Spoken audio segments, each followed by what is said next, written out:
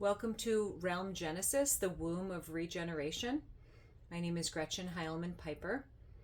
This work that I'm sharing with you today was copyrighted in the beginning by God, was constructed by the ancient Egyptians, and the foundation of this knowledge has been given to us by Lindsay Harris at the Tomb of Illumination. And I thought I would do a deeper dive into the 77,316 year chiral mirror of the dual witness event that is mapped inside the Pyramid of Giza. And so today we'll be looking at both the Astrophysical calendar of God, the breath of God, inside of the pyramid, as well as the 9-year gestation of the Light Body of M.A.N. in the Age of Aquarius, the first breath of the Age of Aquarius happening September 6th, 2026. So this is the Pyramid of Giza, and this is the internal cross-section of the passageways, the king and the queen's chamber, and the different pieces of stone that are within this beautiful pyramid. Over here is the base foundation, the square base that is actually a 13-acre base, which references the 13-month calendar and the 13th frequency, and that is 440 royal cubits. This base is mapped by the northwest corner is the September 7th, 1998 event, in which preceded the 2017 September 6th event. This gap is a 19-year metatonic cycle, and the Saros cycle that matches this event on September 6th has a ground, which is the April 13th 166-year Jupiter-Neptune in Pisces conjunction that happened on April 13th, 2022. And there's a 5-year gap between these. And then the other side is the first breath of the Age of Aquarius, which completes the circuit of the dual witness chiral mirror. And that's on September 6th, 2026. This architecture anticipates, captures, stabilizes, and culminates this 77,316 year wave and anchors the celestial mechanics of this dual witness event into the ground and processes the yearly breath while anchoring the 9-year timeline of the gestation of the light body of M.A.N. into the same stone. The base coordinates over here act as a tuning fork. 26-degree descending and 26-degree ascending is actually mapped into the architecture. It's carved exclusively into the eastern bedrock on this side of the tomb, pre-calibrating the frequencies for the two eastern resurrection corners before the masonry of this pyramid was ever laid. The northwest corner, again, 1998, anchors the 28-year pattern between 1998 and 2026. And on that side of the architecture, there is a sealed intake in which the polar frequency is inhaled from the north. The event begins with the grounding of that 1998 September 7th event that didn't have a ground, and so it didn't continue. The southwest corner is the King's Awakening, and the southeast corner is the Queen's, and the northeast is the September 6th resurrection of the light body of man, which is the first breath of the Age of Aquarius. So the exterior dimensions are 440 royal cubits, a fractal of the 144,000 bridge for the light body. The height is 146 meters, or 280 royal cubits.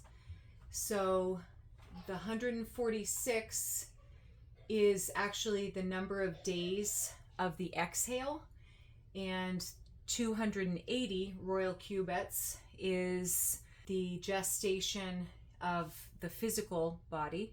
The physical angle of the casing stones that ascend to the crown is approximately 52 degrees. The axis displacement, as you see, the king's chamber right here is just offset from the central vortex like the sun.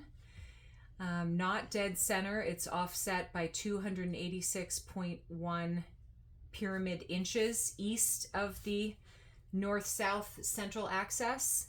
That is what creates the spiral. The offset creates the spiral as the frequency is traveling inside of this beautiful structure. The descending passages here, as I said, are the King's event is a top-down, ascending, descending the 26 vertebrae, and descending within the Queen, descending the 26-degree vertebrae, and then the Queen's event is a bottom-up. So this piece of granite here represents the 6th holy day, and that's ascending 26 and ascending 26 degrees. Inside of this structure, we'll start with the King's chambers, which I said are offset from the center.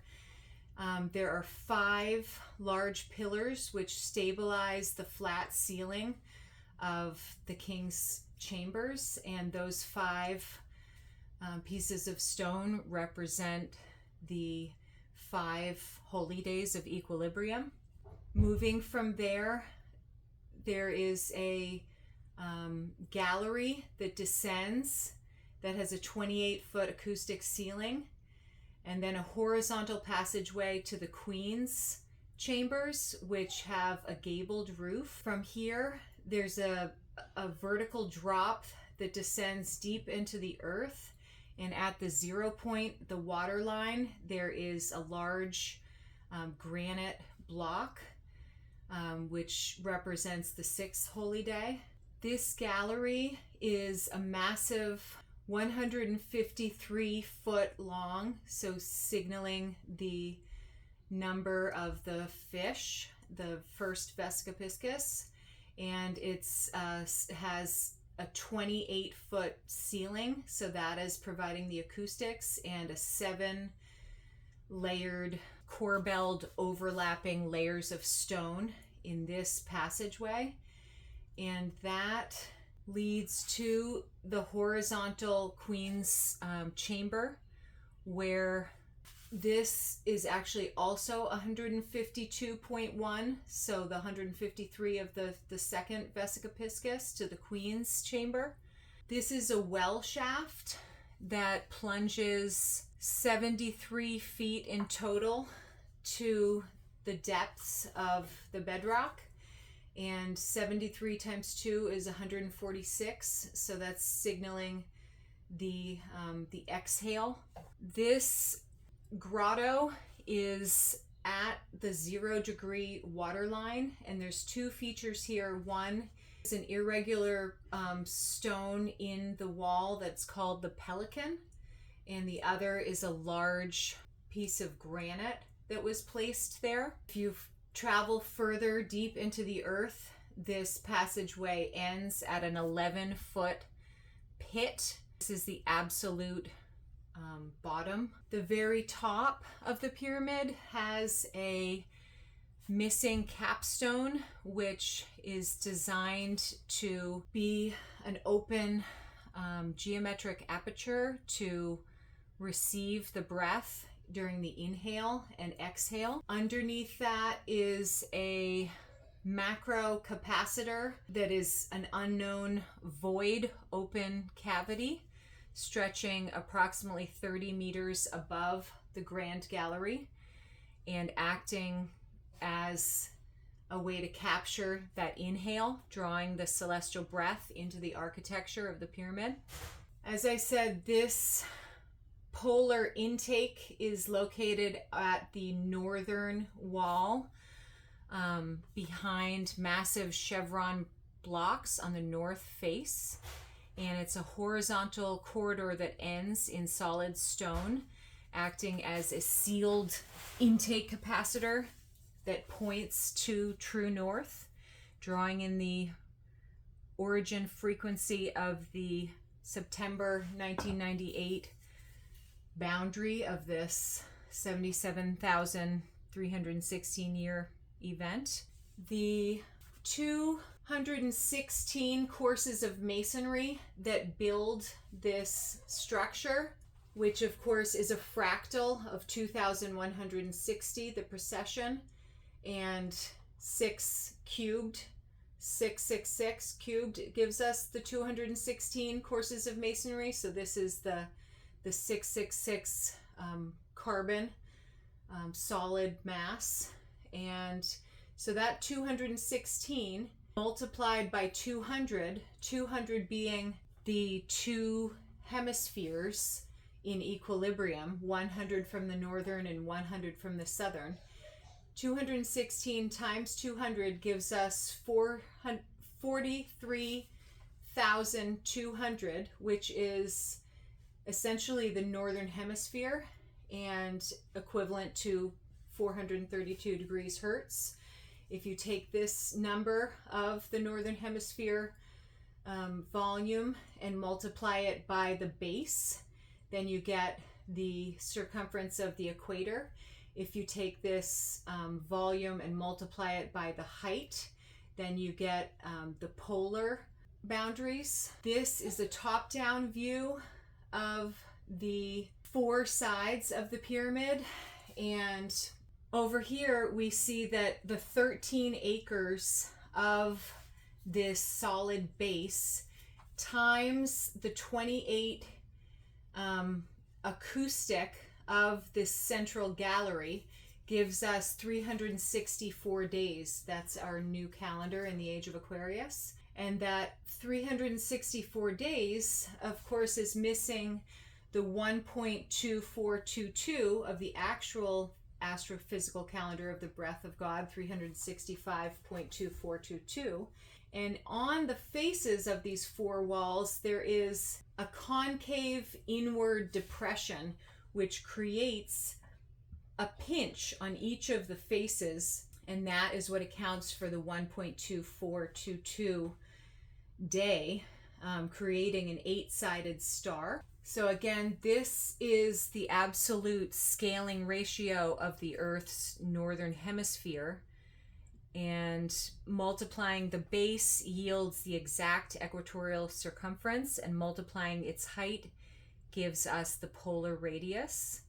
And this shows that there's a mathematical relationship between the stone and the realm. The internal architecture targets fixed star systems that are synchronized to this 19-year metatonic cycle, and also capture the 177-day Saros lunar eclipse metric. The Jupiter-Neptune conjunction cycle of 166 years is captured by the third corbelled lap of the Grand Gallery, and that sits 166.2 inches above the floor, which locks this rhythm into the dimensions of the internal structure. This concave surface of the four sides acts as a pinch, folding the physical stone inward to eliminate the dimensional gap and create slightly more surface area to make up for the 1.2422 gap between the true breath and the calendar.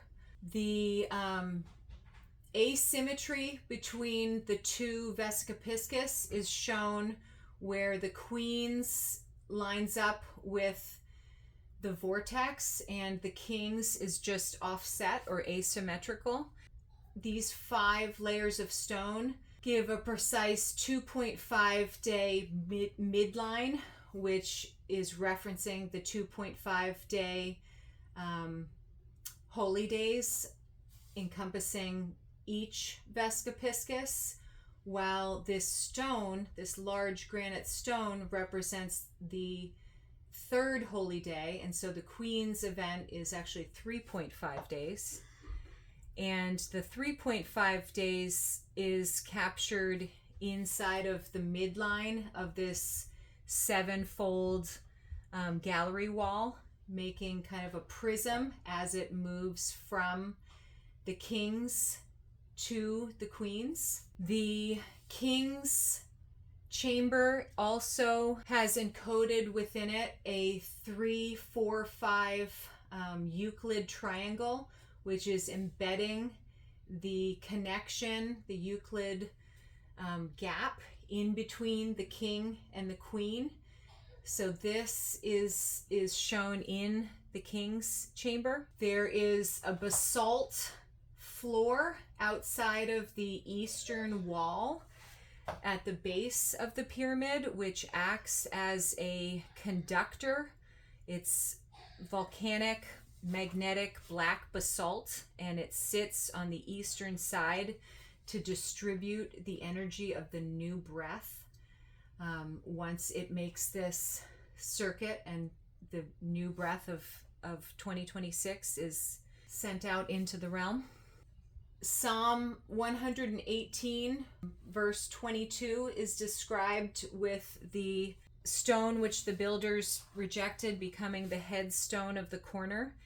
And this rejected stone is the asymmetrical key that drives the spiral of the breath. If it wasn't asymmetrical here, the phi constant 1.618, which is referenced inside of the 52-degree angle of the exterior slope, if it wasn't asymmetrical, then it wouldn't force the energy to move in a spiral and ascend upward, because it's moving through the off-center vertical axis inside this compressing geometrical prism. It can't go in a straight line. It's going to go in a spiral due to the unequal structural pressure that geometrically is forcing this temporal wave to torque and spiral to maintain momentum and naturally ascend inside of the true breath of God, not a 360-degree loop or circle,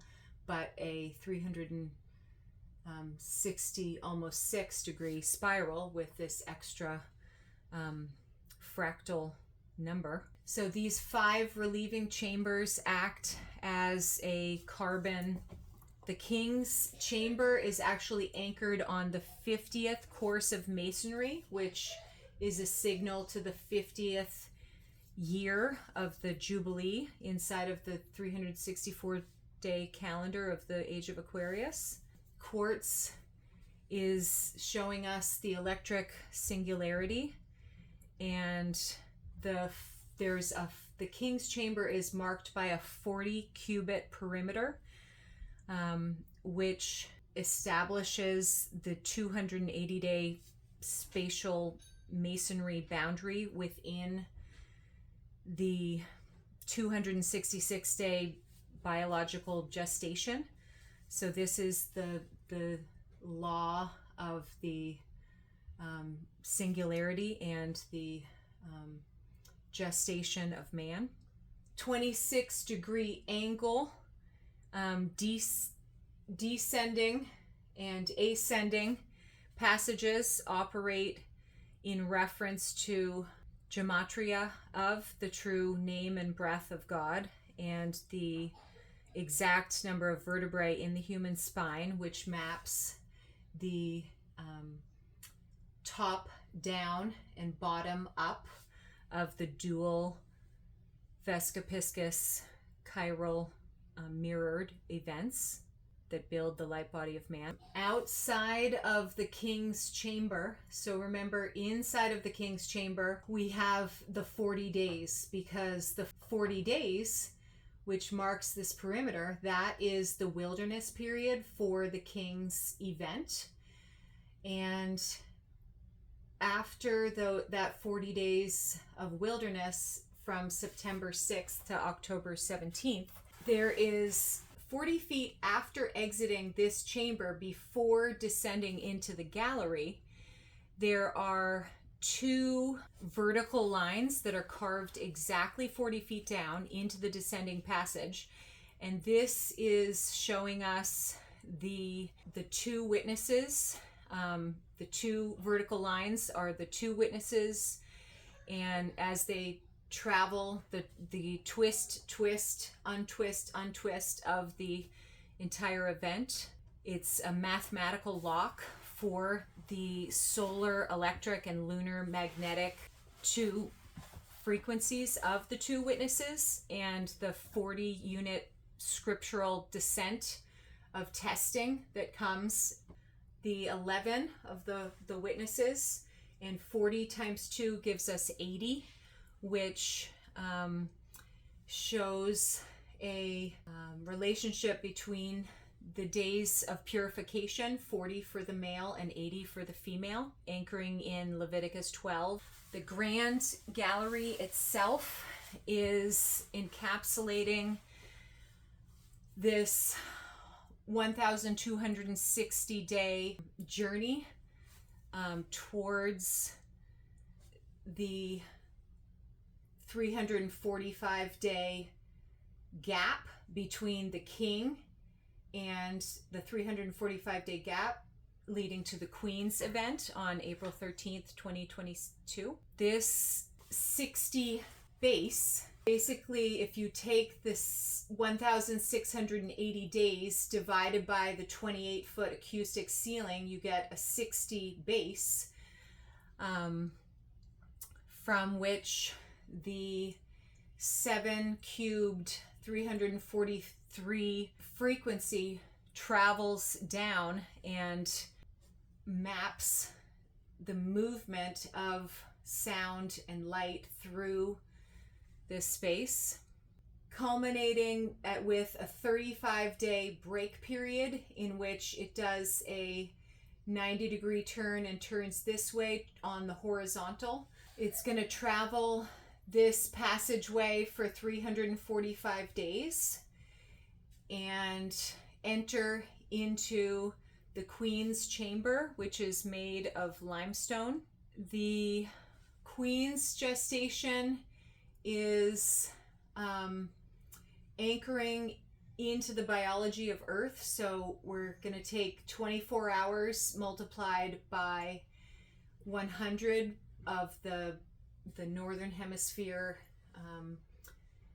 equilibrium to get 2400, which is the womb, and 24,000 divided by 10 gives us this as well. This is, again, the 24-hour biological terrestrial clock multiplied the 100, which is the coordinate of the physical seed. We have a 10 by 11 chamber giving us 111, which is the sun, the magic square of the sun. So we can see that the gap is encoded in the king's chamber and the sun is encoded in the queen's chamber. So this is embedding the solar inside of the lunar. And there's also an offset niche, which is 1.11 royal cubits, all the way onto the eastern wall. And this is again encoding the spark inside of the magnetic womb. So it's here in this 10 by 11 chamber that the 10 base geometry can step down the 24,000 year precessional breath into this magnetic holding chamber. Unlike the king's flat roof, the queen has a gabled roof which deflects outward, and while the electric singularity requires shielding of these large 5 stones, the womb utilizes geometric deflection to offset this 1.11 royal cubits male solar electric magic square of the sun inside the female lunar magnetic womb. There are 177 days, which is 6 moon cycles, between the initiation of the April 13th, 2022 Vesica Piscis and the seal on October 9th, 2022, which is the remaining 10% of that event. And so that those 6 months, 177 minus 111 give us the 66. The 11 of this chamber plus the 66 gives us the 77 fold, which is the exhale. This chamber is in total 1,335 days, anchoring the Daniel 12:12 blessing for the Queen's event. While there's 40 days inside of the King's, there's 1,335 in the Queen's. This is sealed by a 5-inch stone, which forces the frequency into biological gestation for the entirety of the waiting period. After the event, this drop, this well shaft, is a frictionless vertical drop that is sheer plummeting into the depth. Located exactly 71.25 feet down, this jagged drop is at elevation 0 degrees is the water line deep in the earth. This is where the natural masonry meets the bedrock. And resting in this single natural cave are 2 vital components. One is a structure called the pelican, which is an organic limestone nodule mirroring the biological maternal exhale. Limestone is a reference to the queen, and the pelican is a reference to the maternal sacrificing her lifeblood to feed the wave of this beautiful event of the 9-year gestation of the light body of man. And after the pelican is a large rough-hewn electric granite piece, which is not the quartz of the king's chamber, but not the limestone of the queen's chamber. And what this coordinate is, as the breath is traveling from the inhale to the exhale, this is the April 13th explosion from this building up of pressure, which results in the sea of glass down below at the 11-foot pit at the very bottom of this entire massive structure. If we were to flip this upside down, we would see that this is the vortex and the void and the sun sitting off center. And during that beginning of the exhale on April 13th, this piece of granite is like the sun exploding out of the center, showing the explosive 6th day, holy day. It is the planted pineal seed waiting in the deep to be awakened on April 13th, 2026, which is the breaking of the waters of this Age of Aquarius. So as we descend this deep pit and this 26-degree descending passage, the bedrock merges with this 26-degree descent, and it plunges deeper to a depth of negative 98.4 feet below the water line.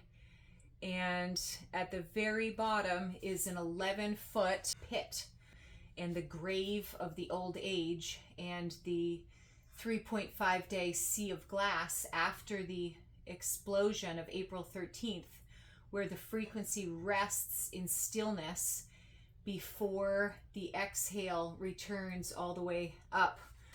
This 146 degrees representing the exhale is the exhale vertically up through the center, because from the base to the top is 146, and the 219-day inhale is captured inside of the length of the actual, from the crown to the base on this edge of the triangle is 219, and that represents the 219-day inhale, and it's inhaled up and in, and it's exhaled down and out. This cord from September 6th to February 6th is the 153 days, and this gallery measures 153. February 6th to April 13th is both the traveling along this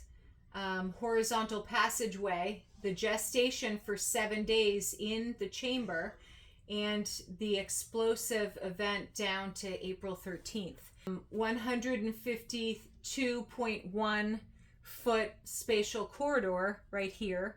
Crossing that in precisely 66 days forces the wave into a fixed temporal velocity of 2.304 feet per day, and this grounds the supreme 2304 acoustic harmony, which is the geometry of 48 times 48 is 2304.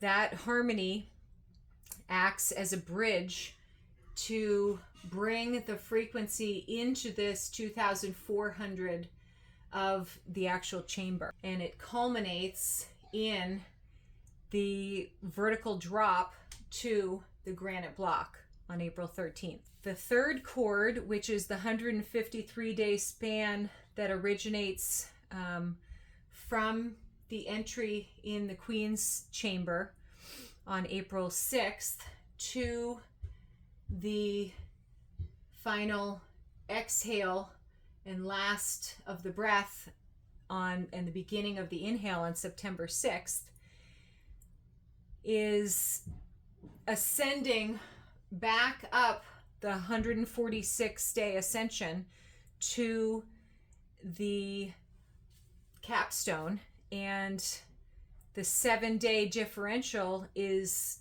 sealed inside of this chamber. So we have the 7 days here and the 146 here, which gives us the 153 of the threefold cord.